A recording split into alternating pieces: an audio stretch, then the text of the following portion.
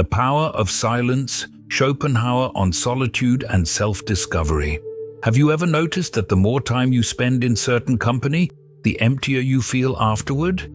You've been told for years that loneliness is a disease, a social failure to be urgently cured.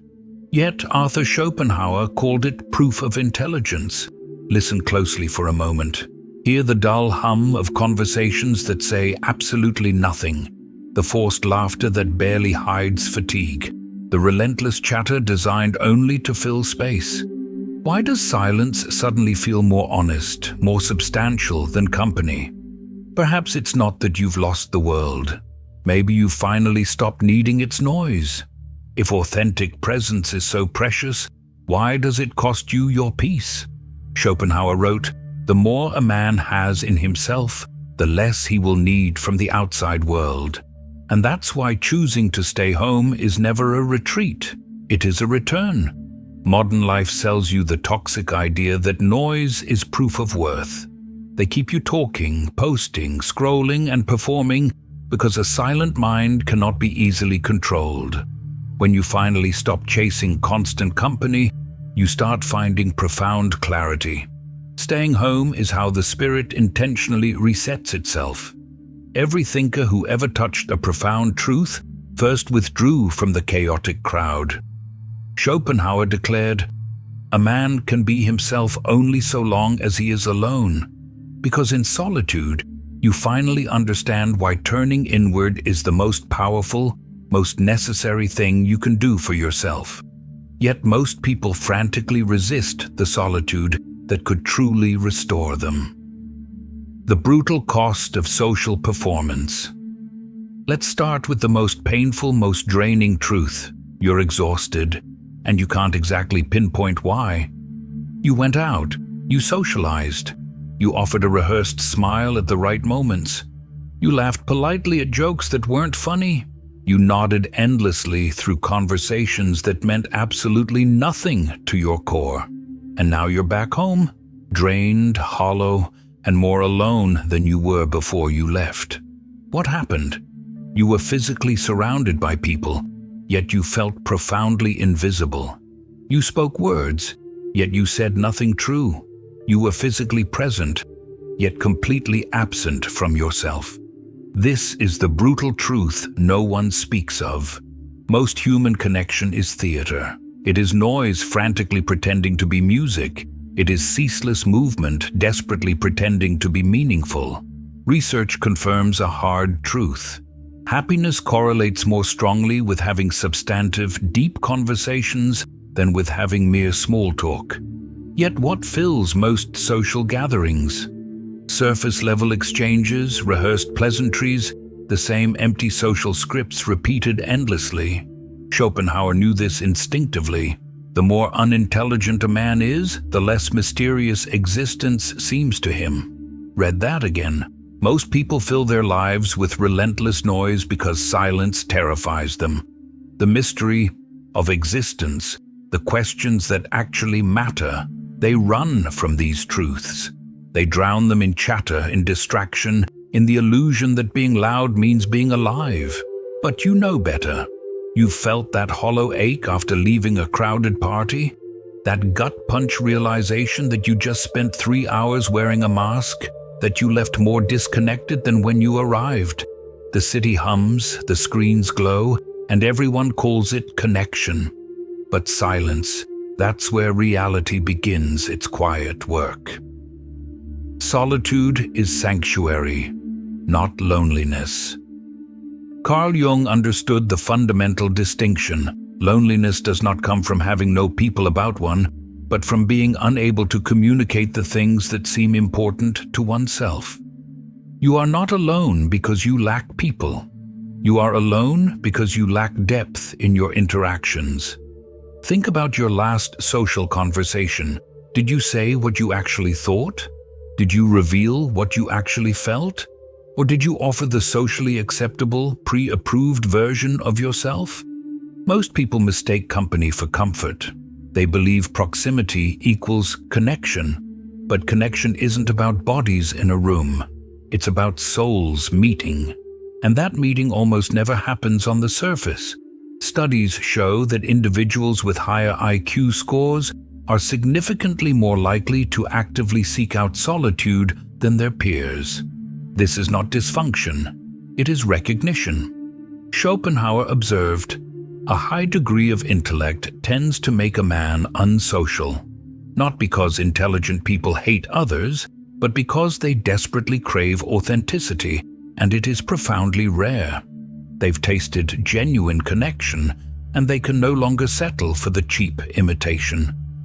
You've experienced this cost. Sitting in a crowded room feeling completely unseen. Sharing a meal while nervously monitoring every single word you say. Leaving interactions feeling like something essential was extracted from you. Your energy, your authenticity, pieces of your actual self, and absolutely nothing valuable was given in return. Arthur Schopenhauer made a shocking calculation. We forfeit 3/4 of ourselves in order to be like other people. Think about that.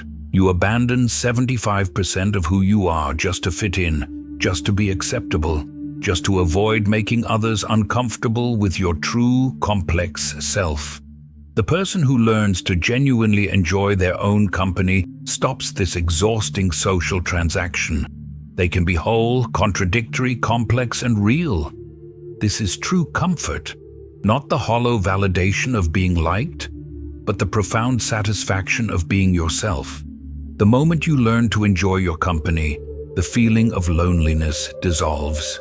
That's when solitude stops being a punishment and becomes a sanctuary. The hidden labor of social life. From that inner silence, the true cost of company becomes chillingly clear. You start to notice what social life demands of you, subtly and constantly. Every conversation is a hidden transaction. Some leave you richer, most leave you bankrupt. Every social interaction carries a price tag, and most people never bother to calculate the price. You smile when you are genuinely exhausted. You listen when your mind is elsewhere. You express polite interest in topics that bore you to tears. You nod along to opinions you silently question. This is the hidden labor of social life, the constant, exhausting performance of pleasantness. This is the emotional labor of maintaining relationships that don't truly nourish you. You're not imagining the exhaustion. You are paying for every interaction with your limited reserves of mental and emotional energy. Schopenhauer recognized this crushing burden. To be alone is the fate of all great minds. A fate deplored at times, but still always chosen as the less grievous of two evils. He understood the equation. Solitude has its challenges, but the alternative, the constant drain of maintaining empty appearances, is infinitely worse. Think about the last event you attended. How much mental energy did you spend calculating responses, monitoring how you were perceived, adjusting your presentation? Now imagine that same colossal energy directed elsewhere, toward thinking, creating, actually living, instead of performing.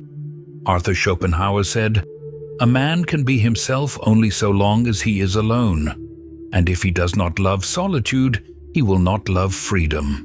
In society, you are never truly free. You are always under subtle observation.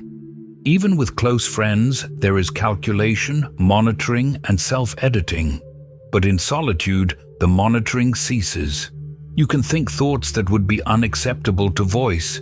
You can feel emotions without justifying them. You can simply be. Staying home is not laziness, it's self-preservation. It is recognizing that your time, your energy, and your authenticity are simply too precious to waste on exchanges that leave you emptier than when you began. The lie of external validation. Once you reclaim your energy, you begin to notice something else. The illusion extends beyond people. It shapes the entire world around you. Look at what captures people's attention. The image they project, the followers they count, the status they chase. This is what Schopenhauer called the realm of the will, endless, insatiable striving, for external validation that can never bring lasting satisfaction. Why do we keep chasing what has never fulfilled anyone before? Because external things are fundamentally unstable. Status can be lost in an instant. Possessions can be taken. Comparison is a game with no winners. There is always someone with more. The world outside feeds the ego, not the soul. The ego demands constant reassurance, proof that you matter, evidence that you're winning. But the soul requires something fundamentally different: stillness, reflection, depth, and truth.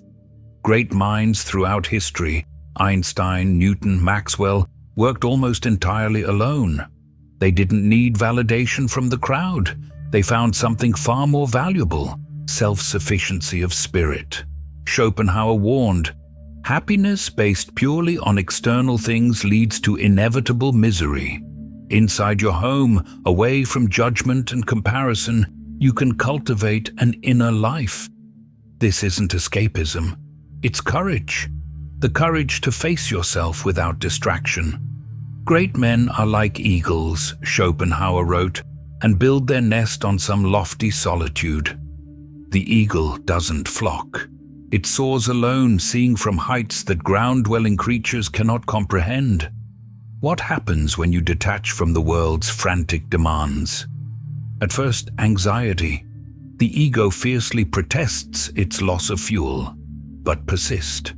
And quietly, a profound truth begins to reveal itself. You discover what you actually think when stripped of social conditioning.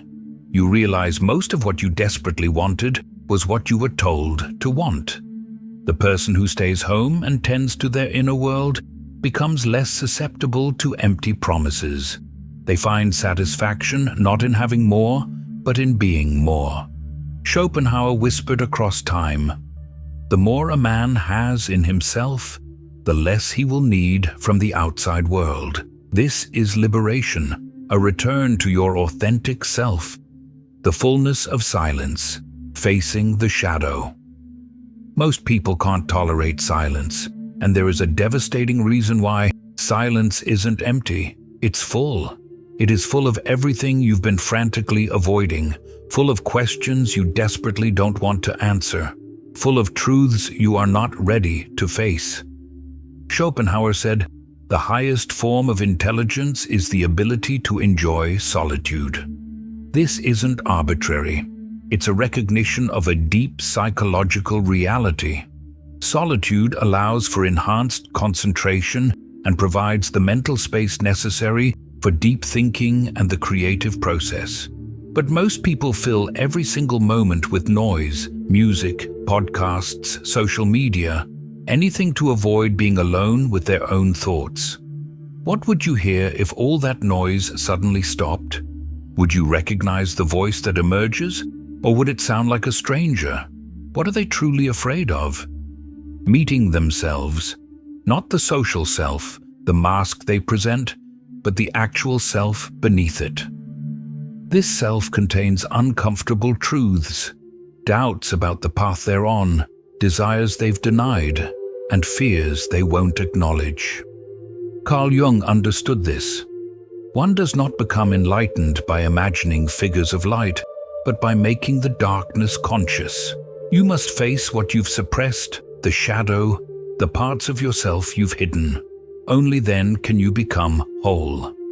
During quiet moments, your brain shifts into the default mode network, DMN, a mode crucial for memory consolidation, self-reflection, and future planning. This vital inner processing only happens when external demands cease. In the absence of noise, your mind begins to generate from within. Schopenhauer reminded us, solitude offers the intellectually highly placed man two advantages. First, to be with oneself, and second, for not being with others. Silence doesn't whisper, it demands. It demands honesty. It demands presence. It demands that you stop running. And when you finally stop, silence begins to speak to you, not with words, but with understanding. Sovereignty. The choice to stop performing. The world worships connection, networking events, community building, the relentless claim that more relationships equal more happiness. They insist that isolation is a problem to be solved. But this advice is wrong. It isn't the abundance of voices that nourishes us, but the rarity of conversations that touch the soul. You've been to parties where you spoke to dozens of people and left feeling completely disconnected. If everyone is talking, why does no one feel understood? This is the poverty of shallow bonds, the appearance of connection without any of its substance. Schopenhauer observed, "We will gradually become indifferent to what goes on in the minds of other people when we acquire a knowledge of the superficial nature of their thoughts." Most people aren't thinking deeply. They're repeating scripts handed to them by culture and habit. The wise person doesn't chase quantity. They crave fewer people but truer ones. They turn inward and grow roots, a few deep relationships, or perhaps just the deep relationship with themselves. This isn't misanthropy, it's discrimination. Every hour spent performing for others robs you of the person you could have become. Every moment spent comparing yourself to others is time escaped from living. Every decision made to fit in is a decision to remain small. In society, you are being shaped by external forces, but when you stay home, when you withdraw from this pressure, you create space for self-formation. Becoming yourself requires confronting what you've avoided. The world distracts you from this necessary inward work. The moment you stop performing, you stop fragmenting. Schopenhauer's core insight remains. A man can be himself only so long as he is alone. Staying home is never a withdrawal from life. It's a commitment to the most important project you will ever undertake, the creation of your authentic self. You reclaim your life not from others, they never really had it, but from yourself, from the part of you that believed you needed their approval to have worth. Face that person, know that person, become that person. You disappear, not because you're weak, but because you've chosen peace, because you've chosen truth over performance, depth over noise, and being over seeming. Schopenhauer said, "He who does not enjoy solitude will not love freedom." Silence has always been the beginning of truth. Stay home, think deeply, become yourself, and discover the power that was always there, waiting in the silence.